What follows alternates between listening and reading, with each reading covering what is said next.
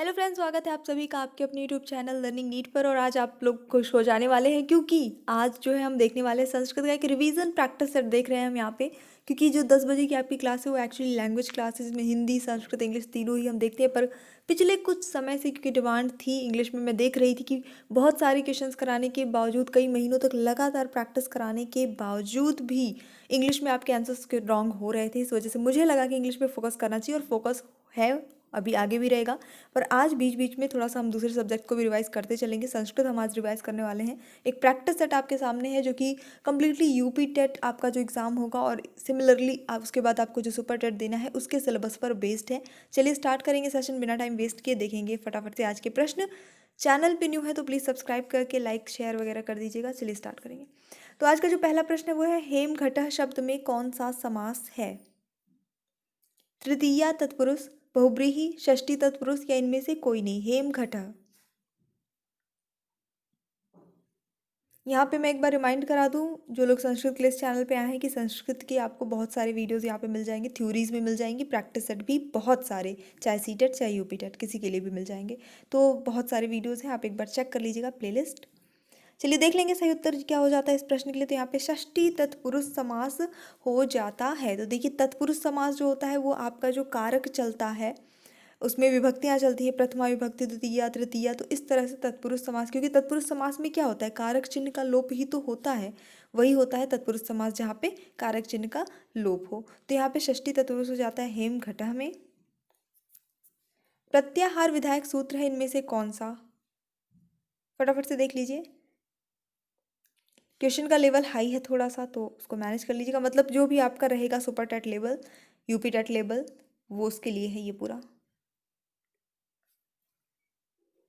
तो यहाँ पे सही उत्तर हो जाता है आपका आदिरंत्येन सहेता, ये इसका सूत्र हो जाता है। और मैंने आपको जो प्रत्याहार कैसे बनते हैं इसका जो वीडियो थ्योरी पढ़ाई है उसमें मैंने आपको बताया था कि प्रत्याहार कैसे बनाया जाता है। बेसिकली स्टार्टिंग में लगा के लास्ट में ऐड करके, है ना, ऐसे काउंट करके बनाया जाता है।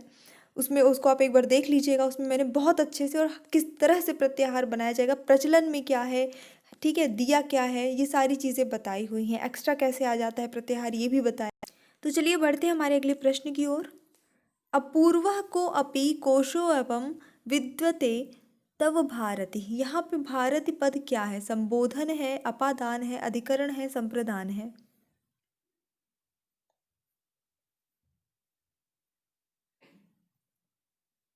तो यहाँ पे देखिए भारती, भारत जो, सॉरी भारती नहीं, यहाँ पे आपका ये भारत लिख दिया है, बट एक्चुअली में ये भारती है। तो यहाँ पे थोड़ी मिस टाइपिंग हो गई है, इसको ध्यान, आपको इसको कंसिडर करना है, इसको मान के चलना है। तो यहाँ पे भारती जो है ये संबोधन के रूप में यूज़ किया गया है, संबोधित करते हुए ये पूरा वाक्य कहा गया है। तो ऑप्शन नंबर ए जो हो जाता है यहाँ पे वो सही हो जाता है, ये है संबोधनम। प्रभूतम धनम अर्जितवान, यहाँ पे अर्जितवान जिसके ऊपर नीचे लाइन खींची है, इसमें कौन सा प्रत्यय लगा है? सानच, मतुप, वतुम, या फिर कानच? अच्छा प्रश्न है, फटाफट से बताइएगा कौन सा प्रत्यय यहाँ पे प्रयुक्त हुआ है।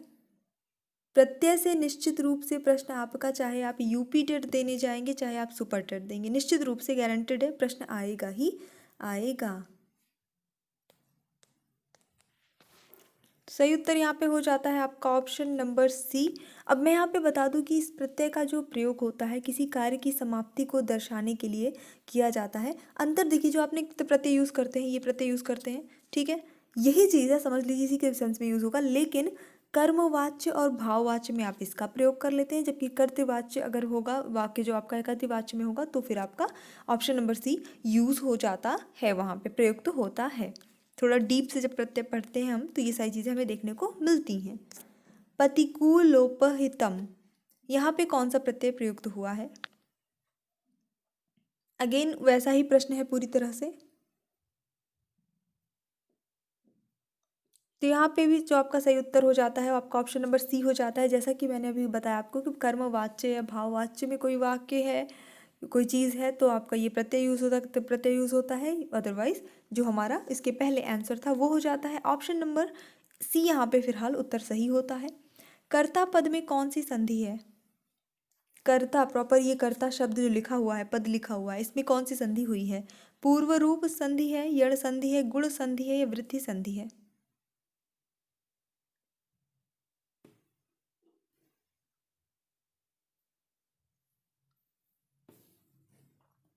फटाफट से बताइए, थोड़ा सा टाइम दे रही हूँ आप लोगों को सोचने के लिए।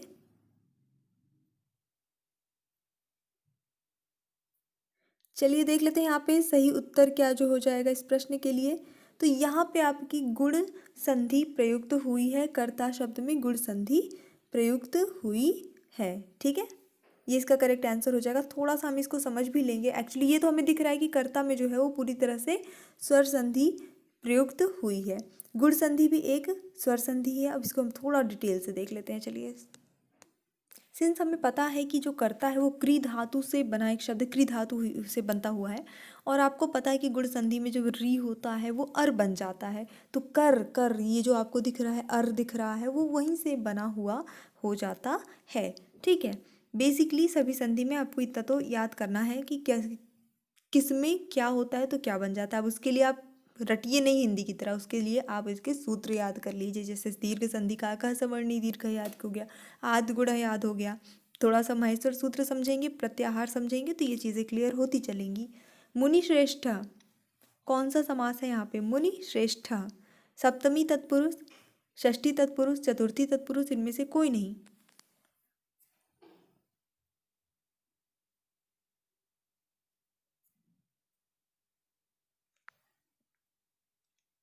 तो मुनियों में श्रेष्ठ ये हो जाता है तो आपका सप्तमी हो जाएगा।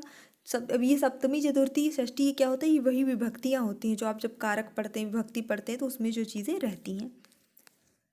उपसर्ग संज्ञा विधायक सूत्र है इनमें से कौन सा? उपसर्ग संज्ञा विधायक सूत्र, सीधे सीधे उत्तर दिख रहा है, फटाफट से गेस कर लीजिए। बिल्कुल सही उत्तर आपका ऑप्शन नंबर सी हो जाएगा। उपसर्गा क्रिया योगे ये सही उत्तर हो जाता है। ये उपसर्ग संज्ञा विधायक सूत्र है। राज्ञा समीपम, यहाँ पे समास विग्रह हो रखा है। इसको अगर आप क्या करेंगे, समस्त पद इसका बनाएंगे तो क्या बनेगा? उपराजन, राज समीपम, उपराजम या फिर इनमें से कोई नहीं?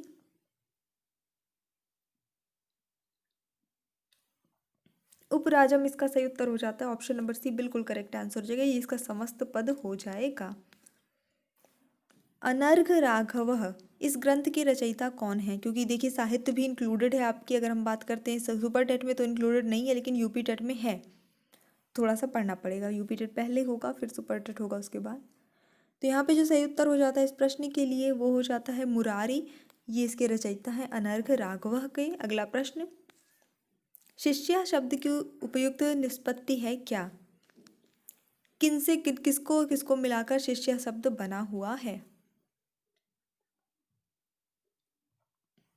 तो यहाँ पे सही उत्तर हो जाता है आपका ऑप्शन नंबर ए, सास धन क्यप, इस पे क्या प्रत्यय लगा हुआ है और बन गया है आपका शिष्य। होत्रिकार बहुत ही प्रसिद्ध उदाहरण है ये एक संधि का, एक कोई संधि है जिसके ये बहुत प्रसिद्ध उदाहरण है। बताना है इसके शब्द की सिद्धि करने वाला सूत्र कौन सा है। अगर आपको पता है ये कौन सी संधि का उदाहरण है तो आपसे उत्तर भी बन जाएगा। बिल्कुल सही उत्तर होता है ये आपका अका सवर्णी दीर्घ से दीर्घ संधि का बहुत प्रसिद्ध उदाहरण है ये। ठीक है, तो अका सवर्णी दीर्घ इसका सूत्र हो गया क्योंकि अका सवर्णी दीर्घ दीर्घ संधि का सूत्र है। पथिन शब्द का प्रथमा विभक्ति बहुवचन रूप क्या होगा? पथाह, पंथाह, पंथानाह, पंथानः। प्रथमा विभक्ति बहुवचन का रूप पथिन शब्द का। तो चलिए देख लेते हैं यहाँ पे जो सही उत्तर हो जाता है वो क्या हो जाता है। इसका सही उत्तर होता है ऑप्शन नंबर डी, पंथानः। ये इसका जो है सही बनेगा। ये प्रथमा विभक्ति में आपका बनता है पंथाह, ये आपका एक वचन होता है। फिर पंथानौ जो कि इसमें नहीं दिया है, फिर पंथानः ये आपका बहुवचन बन जाता है। इस तरह से आपका ये रूप चलता है पंथ का, सॉरी पथिन का। तृतीय विभक्ति कस्मिन पदे, इनमें से कौन से पद में तृतीय विभक्ति प्रयुक्त हुई है? छात्राय, अध्ययनात्, तेजसा या फिर बालके?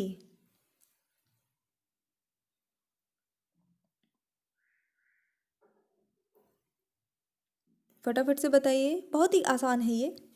तृतीया विभक्ति प्रयुक्त किसमें हुई है? साफ साफ हमें दिख रहा है। तो चलिए देख लेते हैं यहाँ पे जो सही उत्तर हो जाता है आपका इस प्रश्न के लिए वो हो जाता है ऑप्शन नंबर सी, तेजसा में यहाँ पे तृतीया विभक्ति का प्रयोग किया गया है। अगला प्रश्न देखेंगे, त्रिवर्ग में क्या होते हैं? धर्म, अर्थ, काम, मोक्ष। तो ये तो हो नहीं सकता क्योंकि इसमें तो चार हो गए, तीन ही हो सकते हैं।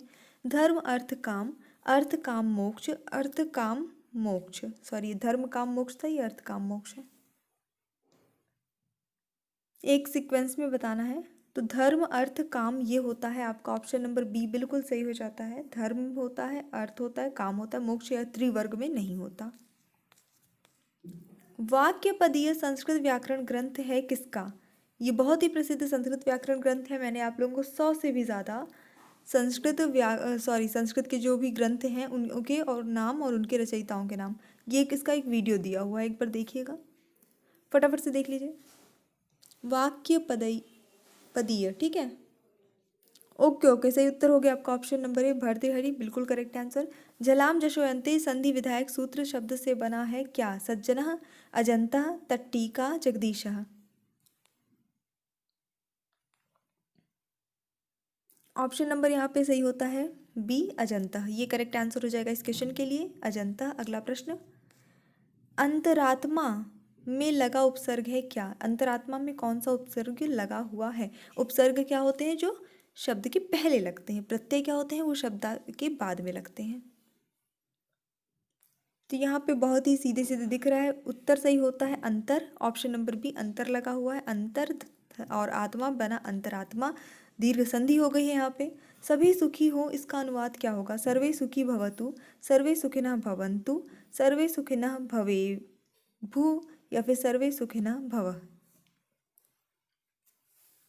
सभी सुखी हों। तो यहाँ पे जो सही उत्तर होता है, क्योंकि हम लोग बहुत सुनते हैं सर्वे भवन्तु सुखिनः, ये करेक्ट आंसर हम लोग देखते हैं हमेशा। यहाँ पे ऐसा लिखा हुआ नहीं दिखता है, तो चलिए देख लेते हैं क्या होगा सही आंसर इसका। ऑप्शन नंबर यहाँ पे आपका डी सही हो जाता है, सर्वे सुखिनः भव, ये सही आंसर होगा। आप लोगों ने जैसे ऐसा हो, हम जब इच्छा जाहिर करते हैं तो हम इस तरह से भव को लास्ट में भी लगा के यूज़ करते हैं। जैसे अगर इसका मैं बहुत अच्छा एग्जांपल दूँ, आप लोगों ने टीवी वगैरह में देखा होगा, आशीर्वाद देते हैं ऋषि मुनि, आयुष्मती भव, है ना, इस तरह से। तो भव का मतलब ऐसा आयुष्मती हो तुम। तो इस तरह से सेंस में भी आप बहुत ईजिली वे में समझ सकते हैं इन चीज़ों को, क्योंकि आप लोगों ने टीवी सीरियल्स में भी देखा होगा, जो भी धार्मिक चीज़ें होती हैं कि संस्कृत विभाग के इस तरह से आशीर्वाद वगैरह देते हुए बोले जाते हैं। तो ये बहुत ही ईजी टू अंडरस्टैंड था, ऑप्शन नंबर डी सही हो जाता है। और ये हमारा छोटा सा सेशन था, बस एक रिवीजन सेशन था, बहुत दिन हो गया था संस्कृत को रिवाइज़ किए, तो हम लोगों ने, क्योंकि अब स्टार्ट करनी है सारी classes as soon as possible, तो इस वजह से एक दे दिया है रिवीजन। बाकी हमारी इंग्लिश की जो क्लासेस हैं वो कंटिन्यू रहेंगी, एंड संस्कृत की आपकी क्लासेस जो है वो भी बीच बीच में चलती रहेंगी। एंड जैसे ही पॉसिबल होता है एक अलग क्लास स्टार्ट की जाएंगी। शाम को 5 बजे आपकी एसएसटी की क्लास चल ही रही है, जिससे क्योंकि आपकी ईवीएस में भी हेल्प करने वाली है और एसएसटी में तो हेल्प करने ही वाली है। So thanks for watching, keep studying and bye bye.